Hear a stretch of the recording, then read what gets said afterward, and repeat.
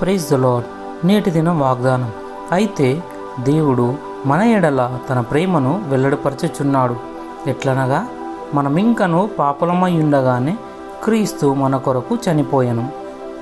రోమీలకు రాసిన పత్రిక 5వ అధ్యాయము 8వ వచనం. అపోస్తులుడైన పౌలు మన పాపాలలో మనం ఎవరో, క్రీస్తులో మనం ఎవరమో గుర్తించాడు.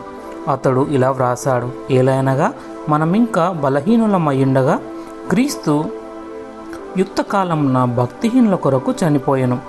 మనం ఏమయ్యున్నామో అందును బట్టి క్రీస్తు మనలను ప్రేమిస్తున్నాడు.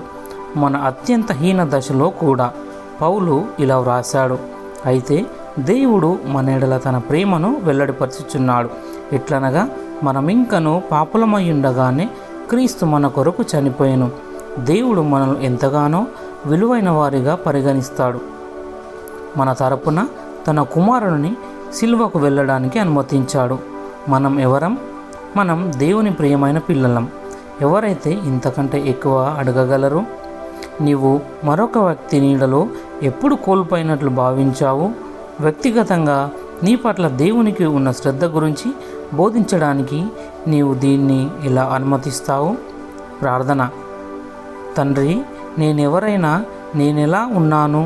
నీవు నన్ను ప్రేమిస్తున్నందుకు నీ క్షమాపణ ప్రేమ నాకు చెందినవేనని నీకు కృతజ్ఞతాస్తుతులు తెలుపుచున్నాను. యేసయ్య నామంలో ప్రార్థిస్తున్నా తండ్రి. ఆమెన్.